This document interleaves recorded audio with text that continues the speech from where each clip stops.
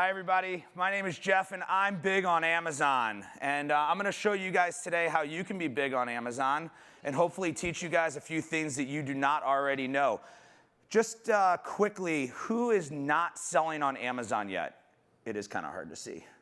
Okay, so quite a few people here have not started selling on Amazon, and the rest of you are already selling on Amazon. So let me tell you a little bit about who I am and why you should maybe pay attention to me. That's a really big picture when you put it up there like that. I've been in e-commerce for about 13 years, very similar to Dr. Ben, except that I married a doctor instead of myself being a doctor. My wife was a resident in radiology at the University of Missouri, and I had to move to a small town and find a job. And I started working for a $500 million textbook wholesaler. And they owned this small little domain called textbooks.com and had done nothing with it because they didn't understand e-commerce. So I became the founder of textbooks.com, and with them we built a $100 million textbook operation. Moving on from there, I started running a website called campusbooks.com, where I met Brandon Checketts, who is the co-founder of Seller Labs. At that point in time, he was my employee. We built our own businesses, and then we came back together to work together in Seller Labs. It's an interesting story of how Seller Labs was created. We were created with 3 pillars. We had 3 pillars within how we were designed. We wanted award-winning, innovative technology. Technology had to be the forefront of what we were doing, and we'll get to that here in a second. We needed customer service that was second to none. And we needed to provide educational content because as we kind of started earlier today, I think Will was talking about it, there are so many people out here that are selling content that sometimes you don't know where the content is that you need to get. And we wanted to be kind of an impartial position for content, but not teach a course. So what's the story of Seller Labs? Well, we started off as buying product in USPS auctions, okay? Before the internet was really around, you actually had to go to the USPS auction, and all of the stuff that fell off a truck, they sold. And we would buy them in skids, in Gaylords, by the truckload. At one point in time, we had a 10,000 square foot warehouse. We were doing merchant fulfilled, we were doing Amazon fulfilled, and we were doing a 7-figure Amazon business. We went to a trade show and we said, what technology is out there to help us run our business? And what we found was that we had built better technology to run our own business than the technology that was out there. And the problem that we had to solve for our own business was that we were selling mainly books. We had electronics and batteries and books and sporting goods and a whole bunch of other stuff, but we were mainly selling books. Well, the problem was people bought crappy books and then they would write bad reviews. Because they would say, I read the description, it said the book was bad, but you sent me a bad book. And we said, well, there's got to be a better way to make sure that we don't message those people. So we wrote a small little application that went out there, and it said, if the book is acceptable or a used good condition, do not message these people. But if it's very good or it's new, then message them. And what happened? Amazingly, our feedback ratings started going up. Now in the book business, it's different than, because we don't fight for the buy box, right? But the star ratings do affect your sales. And we'll get into how the stars align and how you become Amazon famous. We moved away from selling on Amazon because we quite frankly figured out that we're better at writing code and creating software than we were at selling on Amazon. And as everybody is learning here today, you want to have multiple streams of income. You want to have multiple avenues for your business. And for us, moving to the software was becoming less dependent on Amazon for our business. So here's what we're going to go over. I'm going to give you a very high level of why Amazon matters, okay? Because some of you are not selling on Amazon, some of you are selling on Amazon, but you might not realize this. We're going to look at search, and we're going to kind of build upon what George already shared with you, okay? Then we're gonna get into reviews, and we can have a very lively discussion, and I'm gonna try to talk quickly so we can actually do some Q&A at the end of this and talk about reviews, terms of service, and all the other things that are happening. Then I'm gonna give you a sneak peek at one of our new software that's about to come out. It went into beta about 2 weeks ago. And then I'm gonna leave you with a bonus tip. It has nothing to do with anything that I'm talking about right now. Amazon. Why does Amazon matter? That's why. That is internet sales. That is Amazon equaling almost 50% of all e-commerce sales that are occurring in shopping. That's why Amazon matters. So while you want to build your own store and you want to have your own brand off of Amazon, and I know it sucks, right? Raise your hand if it sucks that you can't have the customer on Amazon, right? It sucks. But they've got sales. And if you want to move product, this is where you have to be. So you need ultimately a combination of a brand on Amazon that drives people to your store, or people that are at your store are going to be looking for your brand on Amazon, and you better be there or they're going to buy your competitor. Okay, so a third of people looking to buy something started Amazon. Twice the number who went straight to Google. Who said this? Anyone? If you haven't seen my presentation before. Eric Schmidt, the CEO of Google. When we look back at the history of the internet that Al Gore created,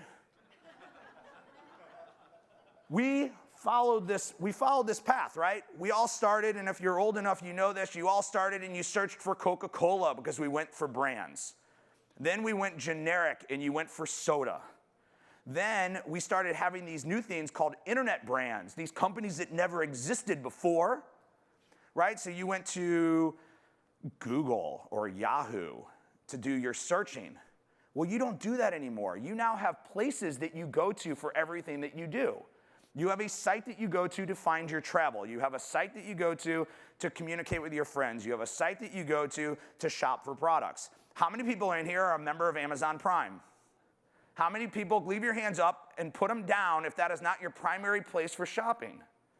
Exactly. That's why Amazon matters. But if you don't show up in Amazon search, no one's going to find you.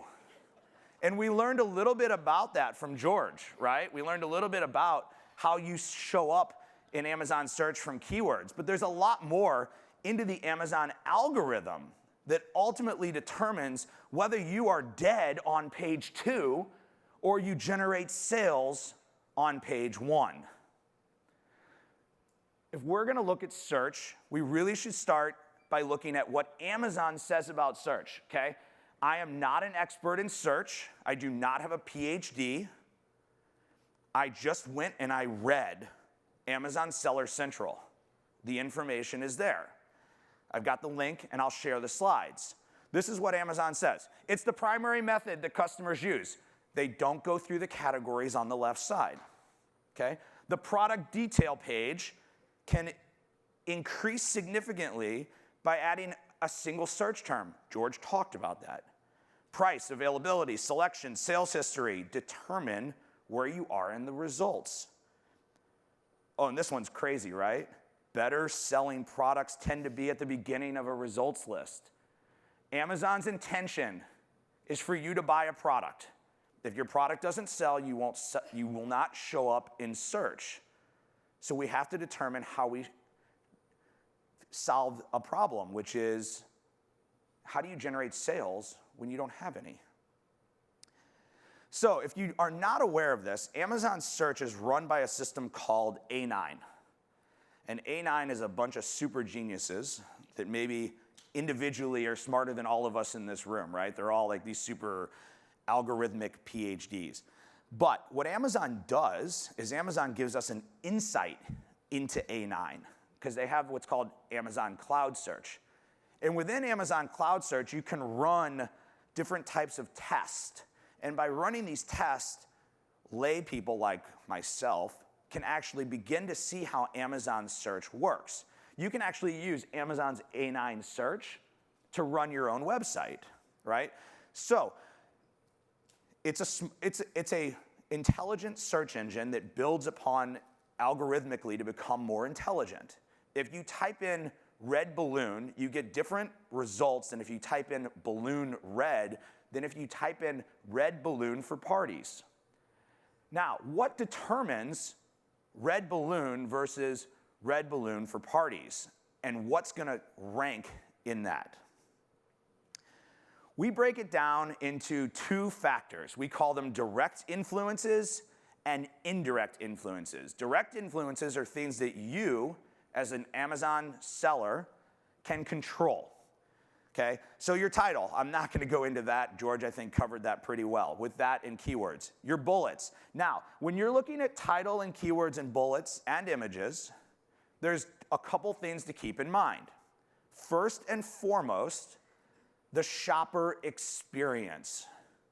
Okay? A lot of courses like to tell you to keyword stuff every keyword you can get into your title. But if that is not the way your shopper is going to look for your product, then you are just wasting their time. You can't make bold claims. You can't say #1 selling product for blah, blah, blah. Okay?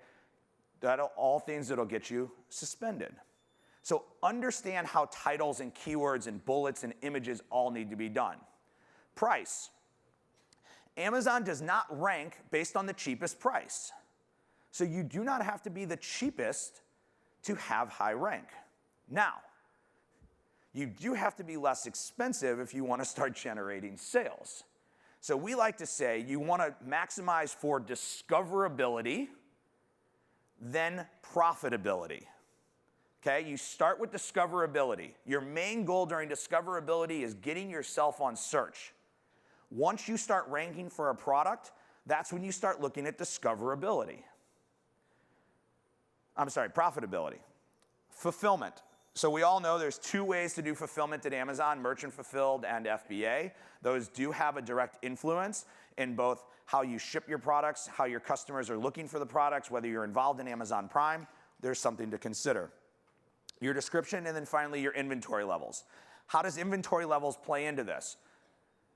As your search rank improves, your sales go up, your inventory is going to move faster. So be prepared and don't run out of inventory. You guys want to take away one nugget? And I'm talking about one nugget beyond any other nugget you're going to get. You will kill yourself back to page 2 if you run out of inventory, because Amazon does not like to promote products that are not in stock. So how do you keep yourself in stock? You manage your inventory properly. When you're running your test, if your product starts to take off faster than you thought, raise the price. Okay? Did you not hear me? Raise the price. Raise the price. Do not run out of inventory. Okay? Out of stock, bad. Higher price, it's okay. You can lower that price back down. I'm going to skip over these slides because George stole my presentation. But this is where you enter all of that direct influence stuff. As Dr. Ben said, use good pictures. It makes a difference. So let's get into the indirect influences. This is another big part of what you can and cannot do. Indirect influences. Buyer's intent. Do they intend to buy? Do they want to buy? Are they going to buy? Sales. How many sales did you generate? And reviews. Are you getting reviews? Amazon recently over the summer came out with an update to their algorithm. And within that update of their algorithm, they basically said the recency of a review is important. So it's not anymore, the old school of thought was drive 100 reviews and then you sell. Now you need to drive a certain number of reviews and you need to keep those reviews going.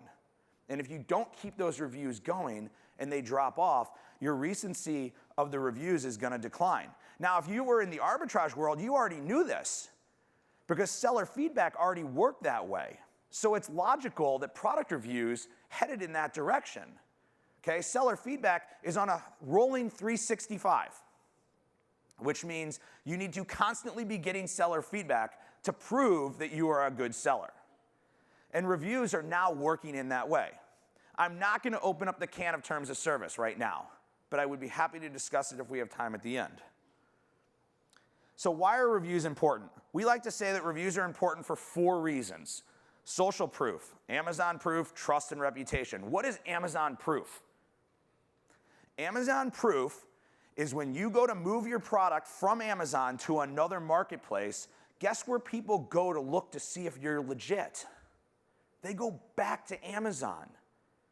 A company that we're very close with recently was approached by big box stores. And they were approached by big box stores because when they were approached by big box stores, the first thing the big box store said to them was, we looked up your product on Amazon, we saw you're the #1 best-selling product, and we saw how many reviews you had. That is your reputation. That is your social proof. That is why people are gonna buy. Now, I know Will is in here, and Will and I have had some really good debates over this last couple days about like, well, my mom's never gonna sit down and read these reviews. And I said, well, you know, well, you're probably right. But there are people that read the reviews, and it depends on what you sell.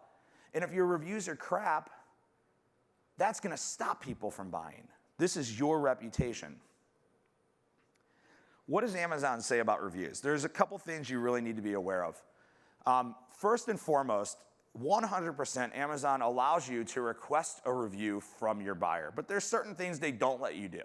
You cannot manipulate the reviews.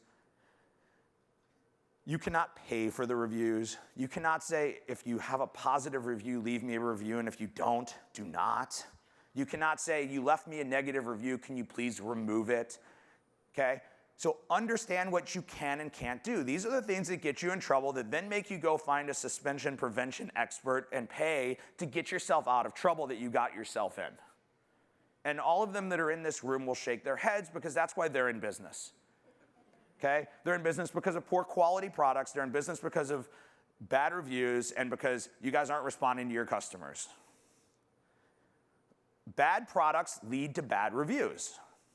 We learned that earlier from Dr. Ben. If you're listening to your customers as they're telling you what's wrong with the product and you're improving upon your description and your listings for the product, you'll reduce those reviews.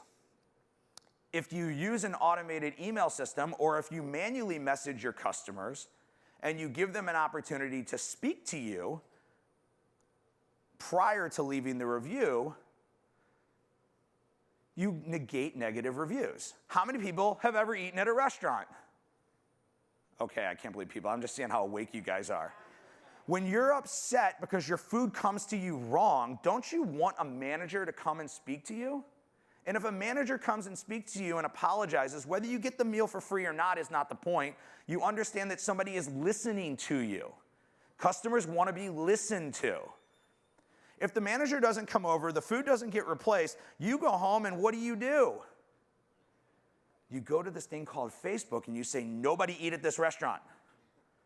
I found a hair in my food. They served me raw chicken, right? If you can make a customer happy by handling their complaint, you will reduce the negative review. Oh, just so happens I happen to have a software that helps you do that. Again, very similar to George. There are many softwares that do this. I will share with you mine, what it does, and how we help our customers. And you are more than welcome to try us or our competitors, okay? Only a small percentage of people will leave a review without being asked. Our customers can see over a 10% review rate by asking for feedback. These are the easiest reviews you will ever get. Every other review that you get, you are going to spend money on, and we're going to talk about that. And this is your chance to enhance the brand. So Amazon says, right, we're all going back to understanding Amazon. Amazon says, if you are enhancing the buyer's experience, you are not in violation of our terms of service. That is almost the easiest way to understand Amazon's terms of service. Are you enhancing the buyer's experience? No, it's not enhancing the buyer's experience to say, thank you for buying my headband. Here's a coupon to buy my yoga mat. That is not enhancing the customer's experience. It is enhancing the customer's experience to say, thank you for buying my headband, here are 10 tips for washing your headband. You are now enhancing the experience. You are now making a connection between your brand and your customers.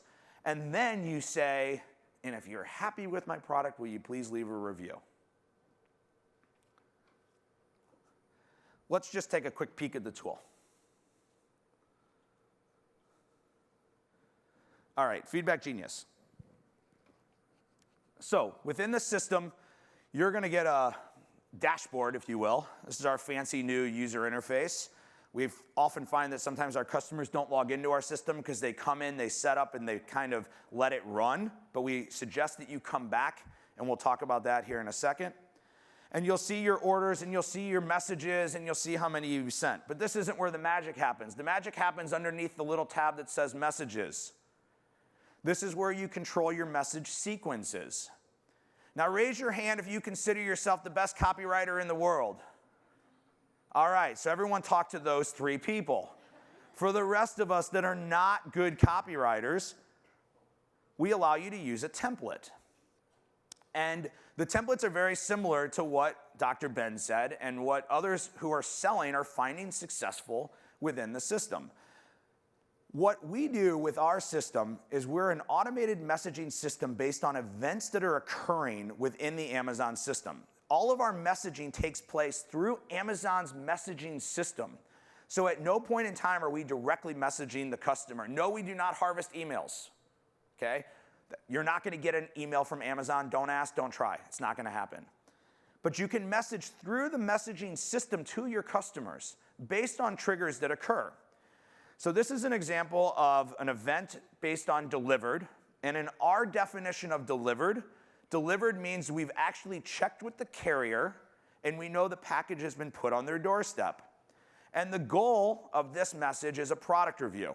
And you can see we have 7 different templates. I read the word 7 days. We have 4 different templates for you to choose from that help you accomplish the goal of a product review, with the event being that the product has been delivered.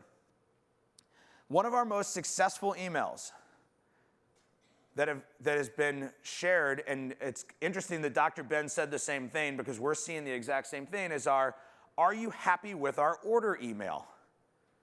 And it got cut off in the slide a little bit, but if you read on the bottom, it says very simply, "It's been a few days since your products arrived. Please let us know how you feel about it. Are you happy with your order?" Yes, I'm happy. No, I'm not. And very similar to the template that Dr. Ben shared, yes, I'm happy takes you to a product review, and no, I'm not takes you to customer service. Our system allows you to integrate a lot of variables. So you can see the variables on the left side. You can actually do product reviews, seller feedback. You can insert the tracking information, the store information, the product information. There's a lot of information you can pull into your message and customize it to your needs. We also allow you to tag all of your messages so you can create message sequences and build your own message sequence based on your brand and your message. But the power comes in with the filtering and the deliveries. So when you want to send this message, when the order was confirmed, when the order was shipped, when it was out for delivery, that means the morning the package is going out.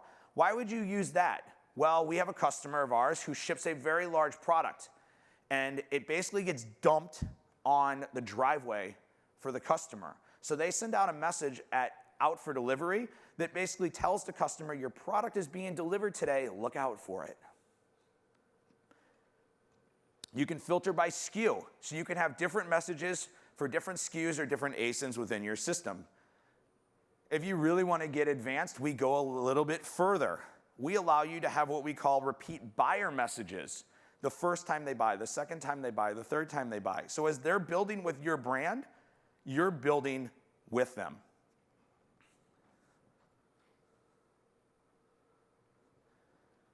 So what makes our system different than the other systems that are out there? We are the only system that's out there that's actually sending messages based on delivery events. All other systems that are out there send their messages based on estimated delivery. And they will all tell you, well, they can't do that. Well, we actually can. because we integrate in with FedEx, UPS, USPS, and all the other shippers. We hit them hundreds of thousands of times a day getting shipping information back into our system. We had a customer buy a product on Snagshout, get an email from their customer that says your product has been delivered. They went and opened up their door and the package was there. 2 hours later, they got an email from Amazon saying we delivered your package today. Now, since I'm being recorded, I'll give the disclaimer that I asked my programmers, is that a regular occurrence? And they said, well, we'd like to think so, but it might not always be that accurate. But that's how our system works. The accuracy of Amazon's estimated delivery system is 80%. 80% of the time, Amazon's estimated delivery is correct. During the holidays, anyone want to guess? Louder. 45. Okay? 45, which means 55% of the time you might send a message to your customer if you're not using a system using actual information that says your product's been delivered and it might not have been delivered. We have a special feature called after positive feedback. So I think maybe it was Dr. Ben. Dr. Ben and I need to become friends. Have a lot in common. If you ask for seller feedback first as a mechanism to reduce bad reviews, our system will automate the message to your buyer once the positive feedback has been left at the seller level. And if the negative feedback's been left, it cuts off your messages and it stops. We also allow you to do targeting and A/B testing. We really break it down into a few steps when you're asking a customer to buy. Send the message at the right time, message the buyer correctly, and then automate the process to reduce the work. I just met with a multi-million-dollar e-commerce shop who has been in business for 15 years and has 10 VAs manually messaging their customers. And I said, you're doing what? They said, we didn't know your software existed. Here's my tips for writing emails. Enhance your message. Do not just take a template, plug in your name, and go. You have a brand. You have a company. Bring that into your message. If you choose to use HTML, use it carefully. There are rules for HTML. Know them if you're going to use it. Amazon does not like some HTML. They want bold done one way and italics done one way. Consider using an insert or an attachment to enhance the buyer's experience. Teach them how to use your product. Show them something extra. Test, test, test. Do not set these up and ignore them. We provide analytics. Use them. I always like to tell people to be a brand. I always like to tell people to be a female brand. People want to do business with people they like. They don't want to help the big box store get bigger, right? And I'll give you guys a piece of advice. Amazon doesn't know, the customer doesn't know you from Amazon, so you need to tell them the difference. And then always ask in a way that you would want to be asked. Okay, so now we're getting what we call organic reviews through Feedback Genius, right? It's the cheapest, easiest way because you have sales. Those sales are converting to reviews. But I want to rank in search, and I need sales, but I need sales to rank in search. It's a chicken and egg dilemma. So we created a product called Snagshout, and there's several other products that are out there that do the same thing. You as merchants provide us products at a discount. We put those products on our site. We have over 60,000 shoppers on our site who buy these products, and in exchange for getting these products at a reduced rate, we ask them to write a review.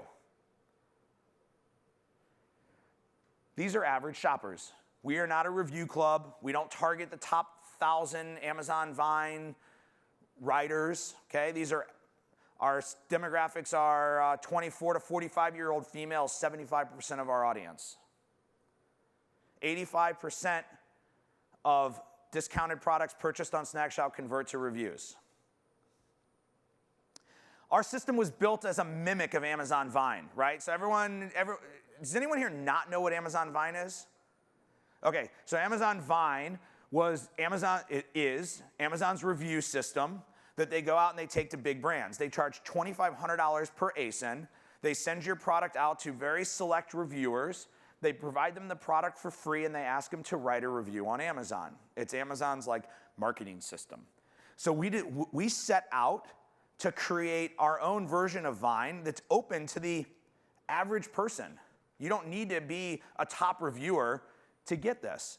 We use Amazon's one-time use promo codes, and we actually collaborate with Amazon in a new promotional API that they're creating that will automate a lot of these processes for both ourselves and our competitors and anyone who wants to do promotions. Because if anyone's gone into the promotions section of Amazon, we all know that it's a rather cumbersome process. So let's take a quick peek at SnagShout.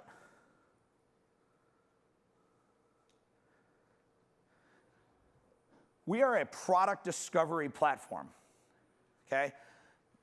Kickstarter is where you go to fund your campaigns. SnagShout is where you go to get sales.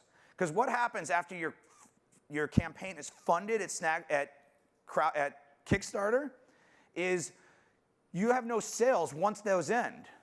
So you go and you put your product on Amazon, but nobody finds it because you're dead on page 2, and you need to generate sales. So our shoppers come in looking for products and looking for products at a discount. They select the product that they want. We're going to do the copper mug here. They snag the code, and my slides are, give me 1 second. So they snag the code, they get a coupon code, they check out at Amazon, and then they receive the product and they're asked to write a review. After the reviews are received, we give them badges, and Michael here needs to earn some more badges because he's just getting started. So we can tag them based on whether they've written 5 reviews, 10 reviews, 25 reviews, whether they've posted on Facebook or where else they've posted. But even more than being an Amazon review platform, SnagShout is a social engagement platform. And a social engagement platform means that SnagShout, as it moves forward, we launched it this week, we are now able to shout on other channels. So not only do they post a review on Amazon, they shout about your brand on Facebook. We're adding Twitter, we're adding Pinterest, we're adding YouTube. Okay? You'll be able to, as a merchant, target who you want. I was speaking with a customer here today who said to me, I really want to drive photos onto Facebook and have people be tagged. SnagShout can do that, because it's creating social engagement around your brand. So here is a way that you can take your sales from Amazon and grow your brand off of Amazon. And we all know that social engagement drives purchase behavior. We do use Amazon Prime. A lot of our shoppers use Amazon Prime as a way for them to get free shipping, and then they get their code and they check out. So in a quick nutshell, that's SnagShout. So let me give you a real-life example of how SnagShout works. Is anyone here familiar with the recent Terms of Service update? Or I guess maybe I should say, is anyone not familiar with the recent Terms of Service update? Awesome. That is, seriously, everybody in this room has heard it except 2 people. So Amazon changed their Terms of Services, and within that they said that you cannot intend to manipulate the sales algorithm. There was a system that we created, and we fully admit it, called super URLs. Is everyone familiar with a super URL? Okay.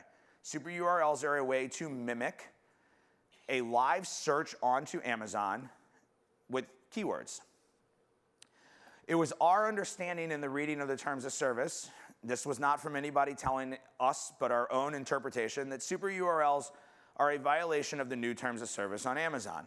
That is debatable. It is arguable. It is our position, and we believe that by having that position, we protect our customers, and that's first and foremost. And all of our customers said, but if we don't use super URLs, we won't get sales. So we said, yeah, you will. So we went out and we launched a product purely using SnagShout and purely using Amazon product ads. We launched it on August 22nd, like about 6 weeks ago, maybe 2 months ago now. We created and optimized the listing. I followed all of the principles that I shared with you guys earlier, right? Because that's first and foremost what you have to do. We estimated sales to be around 300 to 400 a day to get onto page 1. Our initial campaign launched with 182 units on Snagshout. We got 161 reviews. Quick math, 88% review rate. We then implemented a heavy sponsored ad campaign. As of when this slide was created, we were 7th in position for the term apple slicer. A highly competitive term, and if I blink my eyes, I think there's 1,964 results for that product. We landed on Amazon with nothing special in our URL. We landed on Amazon on a product page for the product. We did not use a super URL. All we did was generate sales, conversions, reviews, and an optimized listing. Now, I will be totally forthcoming and honest. We dropped to number 10 instead of number 7. I checked this morning. I wanted to be as accurate as possible. And I want to be totally open and honest with you. If you go out and source apple slicers, you might be dumb. Okay? It's my number one pet peeve of all the trade shows that I go to. When we stand on stage and we show you examples, that is not what you should source. You should follow this. You should follow this. This is a process. This is a product. Follow the process, don't follow the product. The process is more important than the product. As Chaz said when he was on stage, find your product and implement it into the process. That's what makes successful products and makes successful brands, not apple slicers. We specifically picked this one because we knew that you shouldn't go out and source it. Okay? So, you need to find a product, and you're not really sure where you should go. So we created a new tool called Scope. Scope is a powerful research tool. It was designed initially out of the world of wholesale distribution agreements, where you get a wholesale catalog and you need to upload that catalog into the system and spit back 10,000 UPC codes to understand exactly what ones are profitable and which ones are not. But we met this little company called Merchant Words. And I want everyone to realize that I plugged his company and he didn't plug mine. And we set out to do something that's never been done before. We want to catalog Amazon. Okay? So as of right now, I think we have around 2 million ASINs in our system with our ability to grow this thing exponentially. But it's going to take time. We're at the early beta stages of this product.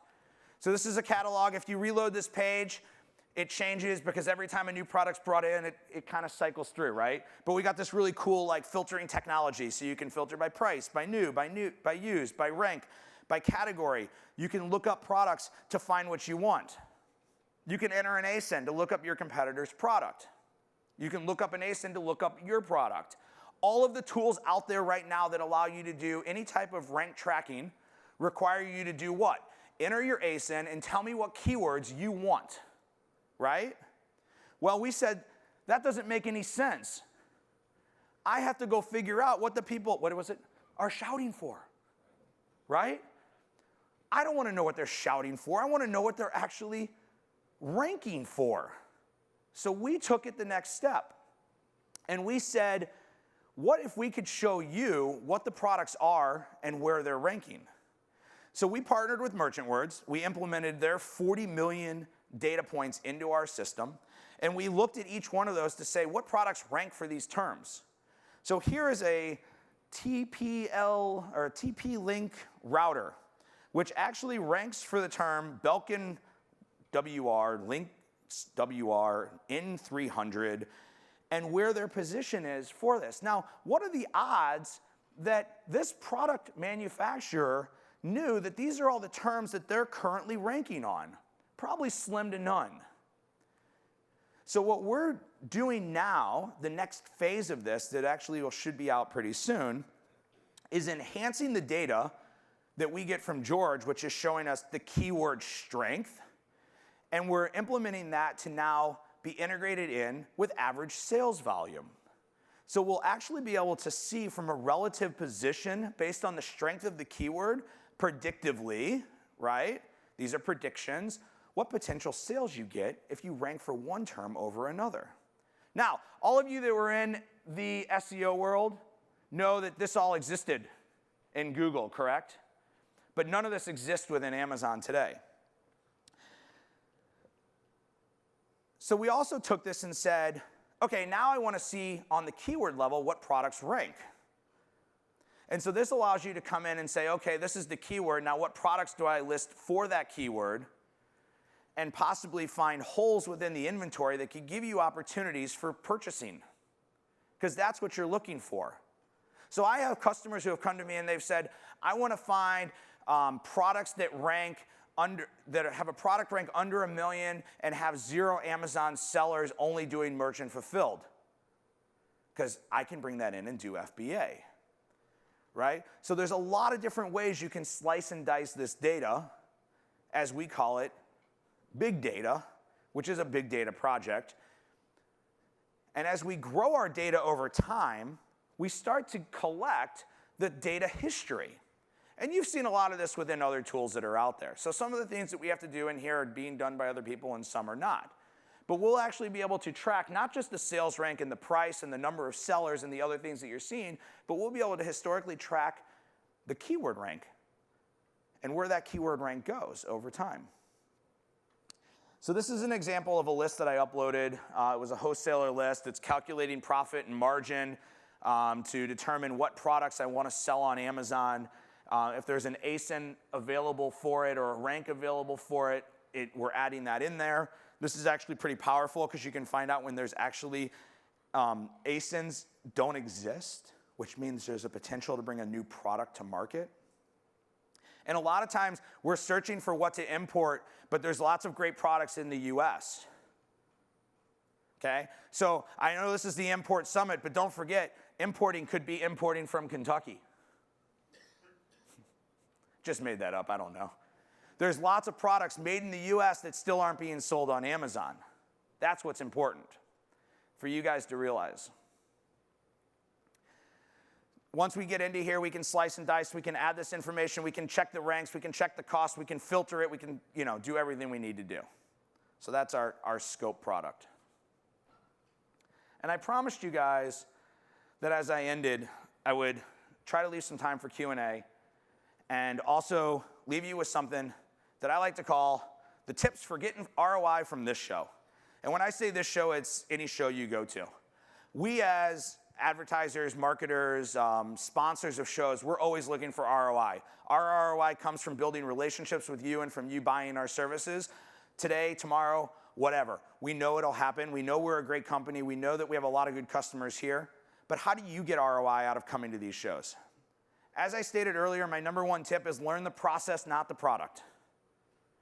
Do not follow the products that you're being told about. Follow the processes that you're being told about. Do not go out and source handkerchiefs because you saw handkerchiefs on the screen. Do not go get bunions. Well, nobody wants to get bunions.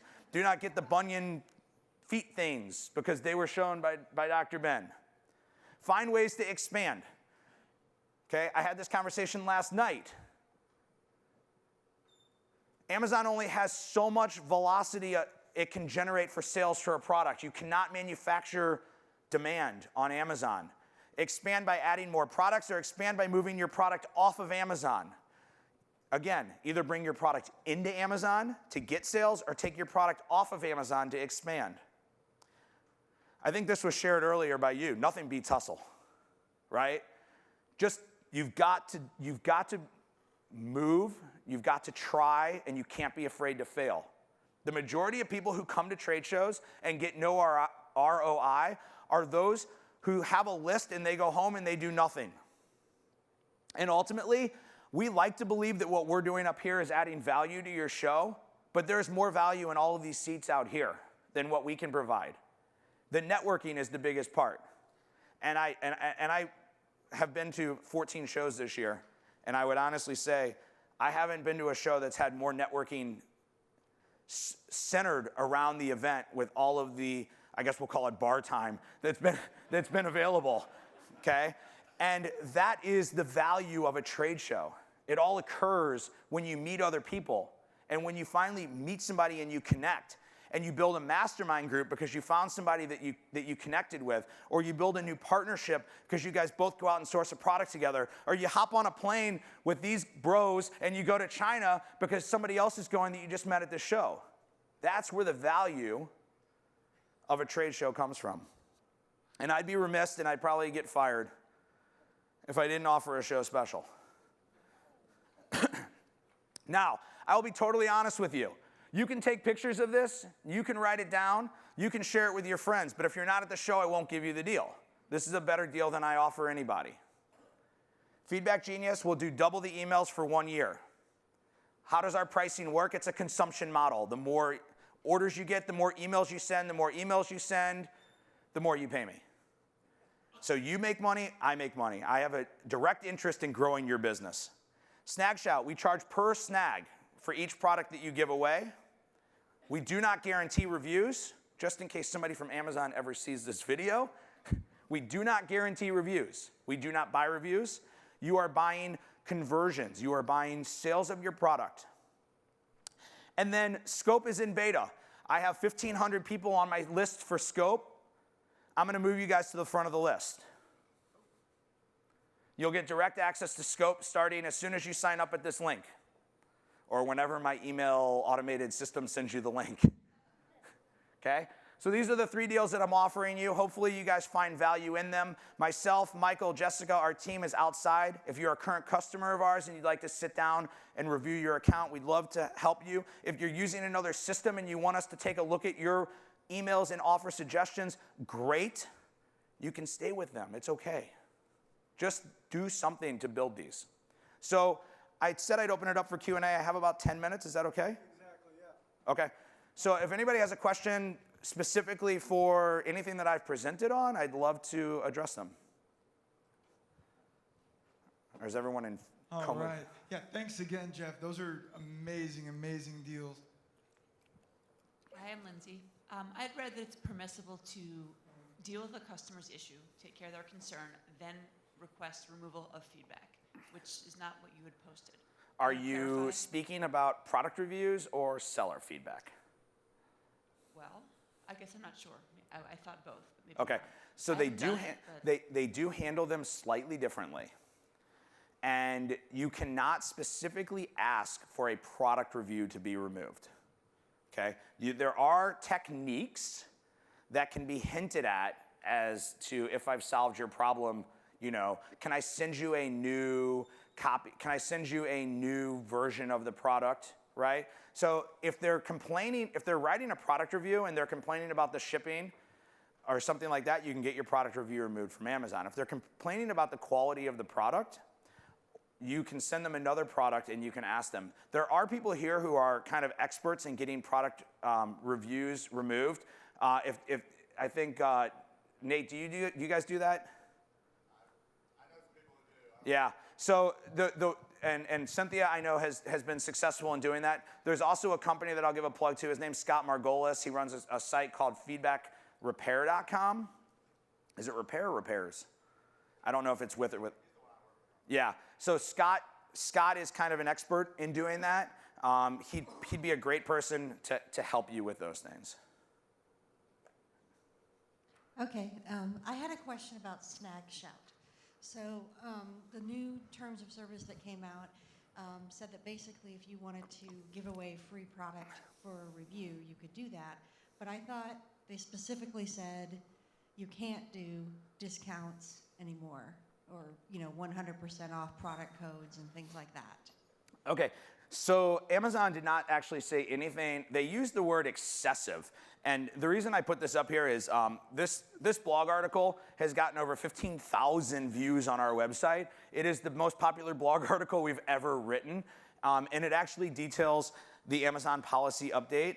And we'll share with you guys kind of our impression of breaking that down. So what Amazon did within their update is they said you cannot provide excessive access codes for the intent of manipulating the sales algorithm. I'm probably going to butcher the exact quoted terms. I was much more familiar with this about a month ago when I was talking about it daily. there's two takes on that, okay? And ultimately, you have to decide what you're comfortable with. One, the rule of disclosure, right? Because you have to disclose that you got the product for free when you write a review. Everyone familiar with that? That is a Federal Trade Commission rule. That has nothing to do with Amazon. The Federal Trade Commission has come out and said if you are writing reviews, and it was mainly written for bloggers, that you have to disclose that you're being paid for that review or that you got the product for free. The access codes are actually, if you dig into Amazon's terminology, they use access codes to talk about gift cards. They call their gift cards access codes. So part of our thinking as we walked through this in our mind was that what Amazon doesn't want you to do, and they've actually caught people doing this, is saying, hey, I'm going to send you a gift card for $50, and I want you to buy my product, which is $50, and use your gift card to buy this product. In exchange for doing that, I'd like you to write a review. So they don't mind if you use coupon codes and you discount your products and then you follow up with your customers and you ask for reviews, but you're trying to manipulate the system when you start using gift cards. Because within the Amazon algorithm is a very intelligent thing and it does lots of different things. And what it can do is it can actually see, was the product bought with a coupon, a gift card, cash, PayPal, whatever else. So people that were using gift cards were actually trying to skirt that whole system. I know a lot of, we'll call them gray hat techniques, that what I believe is a lot of gray hat techniques that were okay to do on August 21st were not okay to do on August 22nd when the terms of service came out. And so you should understand how you guys are working within the current terms of service and whether you're comfortable with them and what potential risk you put your account at. Does that answer that for you? I was going to ask you this later anyway, but too excited. If you were able to take, this also goes with George and what he does, could you take the search number of a keyword, like let's talk about the example he had with the anklet. Could we do that? You divide that by the number of competitors to get basically a level of the competition, like the lower or the higher the number ends up being. So let's say there's 60,000 searches for it, but there's 2,000 competitors. And then you've got something that has 100,000 searches, but it's got a bigger number, 5,000 competitors. So it would give you, does that make sense? Yeah, like which one is which one has a bigger market potential? Yeah, which one, because the keywords themselves aren't as relevant if you have more competition. That's a good point, and I think, I guess I would say yes. I mean, you guys should slice and dice information in every which way that you can. But I would also tell you that the Amazon CPC ads are the better way to go, okay? So we're relative data, Georgia's relative data. CPC ads is real impressions. So once you determine a keyword that you want to target, start running ads on it. Start running ads on that keyword. Do you think you could combine that with, well, I'm kind of talking about online arbitrage, I guess, where you basically could set margins. So if you had a combination of that competitive score times the sales rank times the margin. I mean, I think you're trying to develop yourself a process, and you just would have to I mean, it sounds logical to me, but you just would need to test it. I mean, do you think it's feasible to get the sales rank of all of the competitors? I think the way to achieve, if you're saying how do you achieve sales rank on a product, I think you have to look at for a keyword. For a keyword, I think it's going to be hard to ultimately determine what sales at a keyword level ultimately are. It's just going to be predictive models. The only way to ultimately do it, if anyone has a lot of money, I'd like to run CPC ads on every term. And George has 40 million of them. I'd like to run CPC ads on all of them, get all of the impression data. The thing that's different with that than with Google or with your own website is you can't actually track the order all the way back to the sale. So you can't look at what word was inputted during the search and what sale occurred, right? That's why Techometrics came out with this really awesome product at eBay, and they can't do it at Amazon because they had a deal at eBay where they got all of this data, but they don't have that data anymore because Amazon doesn't give it. So we have to kind of use the data that we have, develop our own theories, our own processes, our own systems, test them, and see what happens. I have more questions, but I'll ask them later. Okay. Okay, yeah, I think we have time for 2 more. So anyone? Hands? No? Really? Gotta take advantage. Come on. All right, lunch. Okay, Here we we got go. one. Michael, last one before lunch. Let me sprint over here. He did that on purpose to make you work. Yeah, when you're a speaker and you're between a bunch of people and food, it's never a good position to be in. Thanks, Jeff. Great job.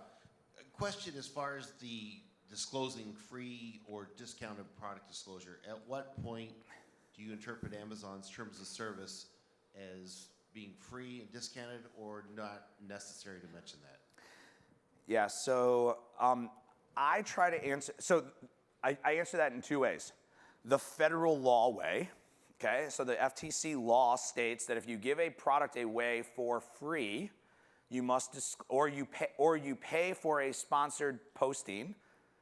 So if you're paying the reviewer to write the repost, or you give them the product away for free, it must be disclosed. That is the letter of the law, the law of the land. It has come to be interpreted in Amazon terminology to equal anything discounted. Now, Amazon at one point in time did, within their terminology, state any free or discounted products must include the disclosure. Technically, it currently states free products must include the disclosure. Now, the way that I look at it is this. On Snagshot, we ask everybody to include the disclosure, because let's just err on the side of caution.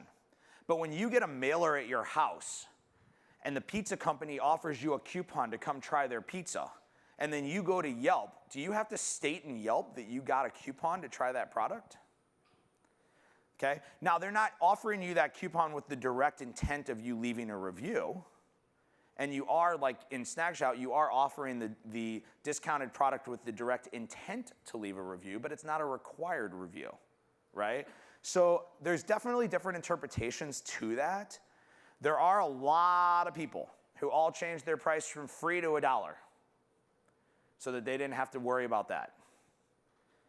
I don't necessarily believe you have to give products away for free. Snagshot is not designed to give away products for free. It's a discount system.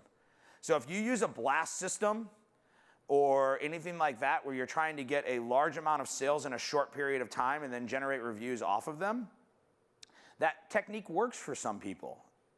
It's a successful technique. But Snagshot is not only about making that initial burst, it's about that long-term burst. And the question I get from a lot of people, and then I'll wrap it up here because I got about a minute left, is how do I determine how many products to give away? And I think that's probably more important than whether the disclosure needs to be there. Because ultimately, you have to give these products away, and you're going to lose money when you do this. It's called advertising cost, right? And so how do you determine that? Well, when you determine the total number of sales per month by using different sales estimates, and you divide that by day, you get your total number of sales that you need to generate per day. And you can use a system like Snagshot or CPC ads or another system that's out there to generate those in some type of mixture or formula. But ultimately, if you can't turn off your marketing and continue to generate sales, you're not getting an ROI.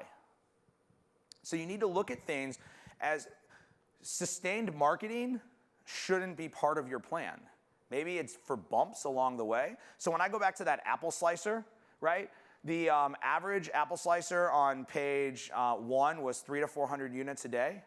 The top 2 positions were 12 to 1,300 units a day. So if I want to jump from position 10 or 7 all the way up to position 1, I have to do a lot more marketing.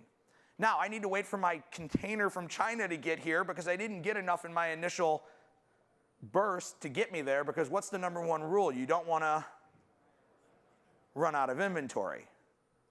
So you have to build this. It's a marathon, not a sprint, right?